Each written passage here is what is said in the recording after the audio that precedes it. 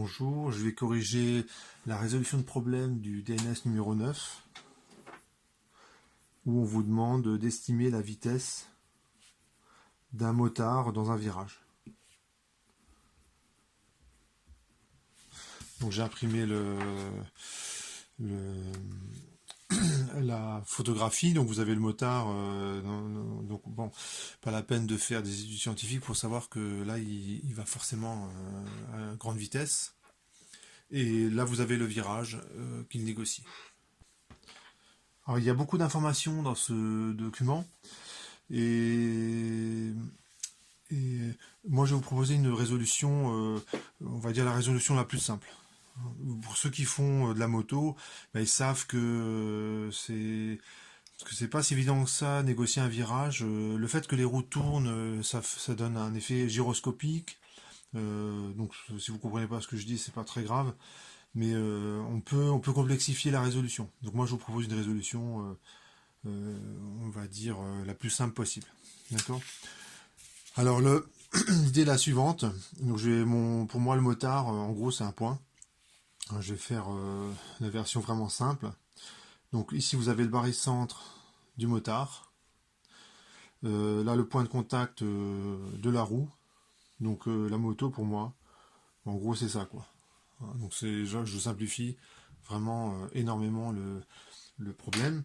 Vous avez le poids du motard qui s'exerce comme ceci. Donc si il n'y a rien pour compenser le poids, ben, le motard il se retrouve par terre. Alors ce qui fait que ça vous connaissez bien quand vous êtes en vélo, c'est exactement le même problème. Hein. Quand vous êtes dans un virage, vous vous penchez un petit peu pour pas vous retrouver par terre. Et en fait dans un virage, je peux le faire comme ça.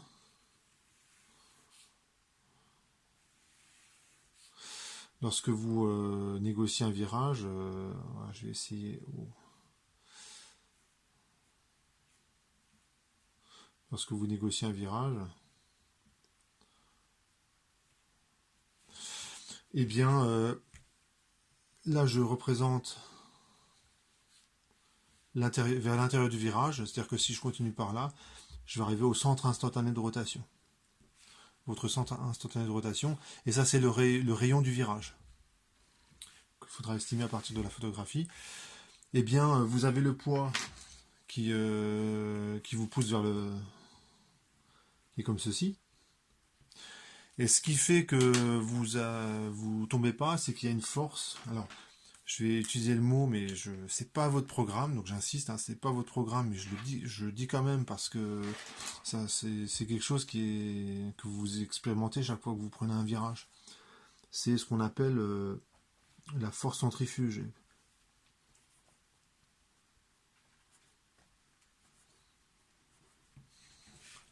Et la force centrifuge,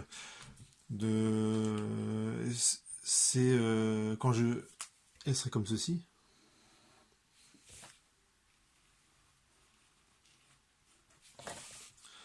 Lorsque je fais la somme des deux, il faut que je sois exactement suivant l'axe de la moto.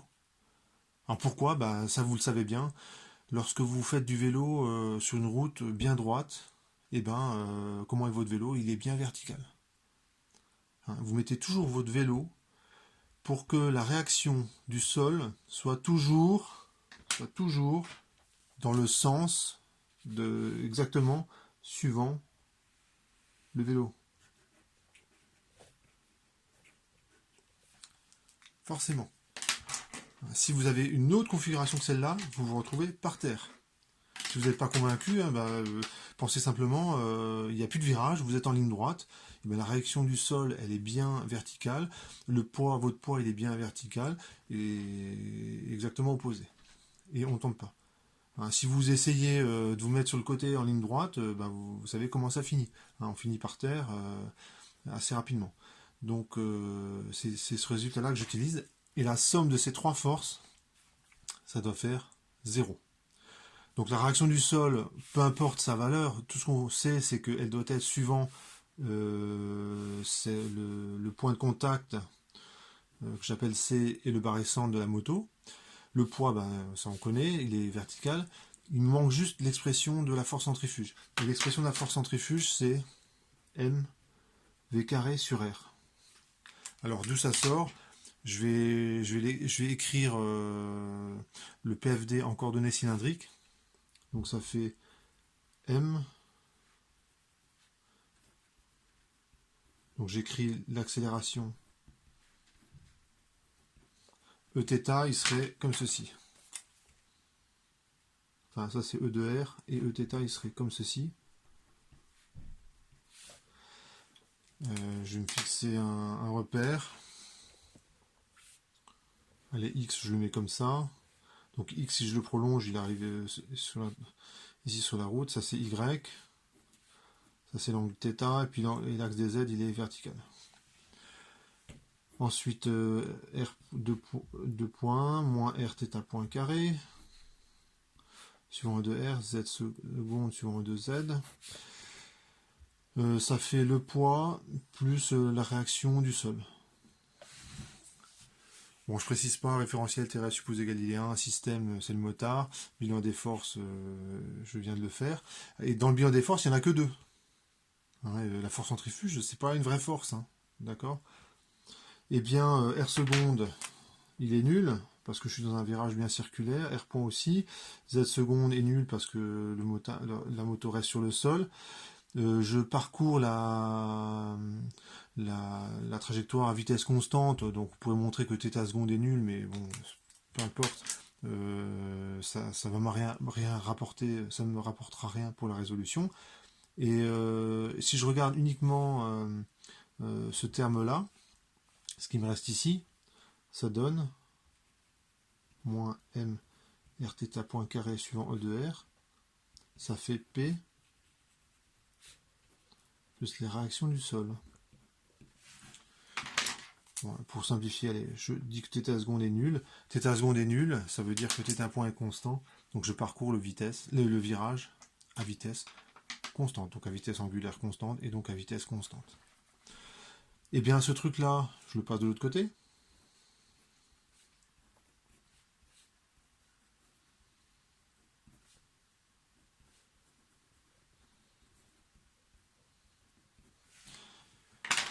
Et ça change de nom, ça devient ce qu'on appelle la force centrifuge. Et θ point, c'est V sur R. Hein, ça vous le savez, l'expression de la vitesse en coordonnées cylindriques, c'est R point suivant E de R, Rθ point suivant Eθ, Z point suivant E de Z. Et bien ce truc-là, c'est rien d'autre que M V carré sur R suivant E de R. Et j'ai utilisé que V, ça fait Rθ point.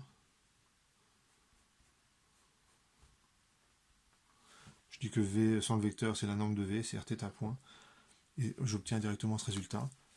Et c'est ce que j'avais annoncé au départ. Et bien j'écris simplement que la somme des trois fait 0. Et donc, si je refais ce schéma-là,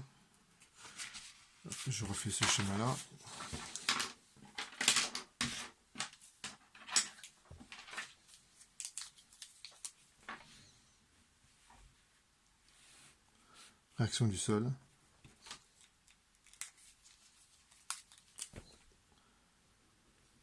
Le poids.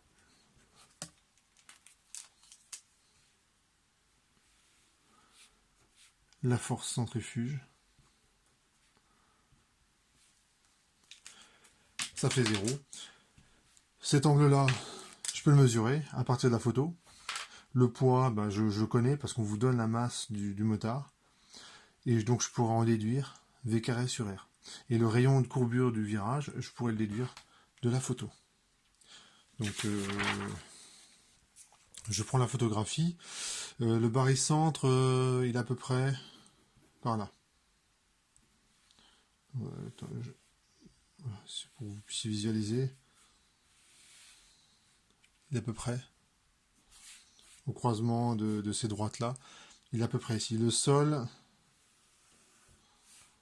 il est à peu près là. Donc il faut que je mesure l'angle entre là et là. Donc je vais le faire comme ça.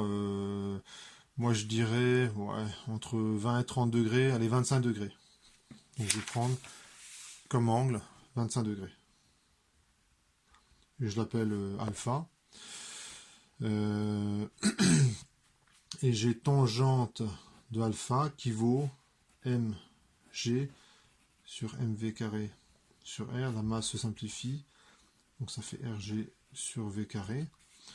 Donc v, ça vaut racine de rg sur tangente alpha, c'est bien ça. Donc alpha g, il me manque r, donc pour avoir le rayon de courbure du virage. Ici, j'ai 20 mètres. Ici, le rayon de courbure, bon, je trace. Donc je pourrais faire la construction au compas pour bien faire. C'est, allez. Le rayon de courbure, voilà, le centre instantané de rotation, il est à peu près ici. Ici, vous avez à peu près un angle droit, là aussi. Je mesure, j'ai combien de centimètres là? J'ai 3,8 cm, et 20 mètres, c'est 5 cm. Donc 3,8 cm, sachant que 20 mètres, c'est 1 cm. Donc je fais 3,8 fois 20, donc ça fait combien? Ça fait 60. 8 fois 20, 0,8 fois 20, ça fait 76 mètres. Je trouve un rayon de 76 mètres. Donc je fais l'application numérique. Égale, je dis 25 degrés. Je vais prendre l'accélération de pesanteur égale 10. Et quand on fait l'application numérique, on trouve... Voilà, j'ai fait l'application numérique, je trouve 40 mètres par seconde. Et donc je donne la vitesse en km/h parce que en mètres par seconde on n'est pas trop habitué. Donc je multiplie par 3,6. Ça fait 145 km/h. Ouais, c'est quand même pas mal. C'est tout à fait plausible comme valeur. Après la valeur exacte... Donc si on regarde les infos qui sont données dans l'énoncé, le virage du lac c'est le T14, pour regarder l'énoncé, il ressemble à peu près au virage T6, à peu près, et T6 il est négocié à 130 km/h. À peu près. Donc le résultat qu'on trouve il est tout à fait cohérent. Voilà.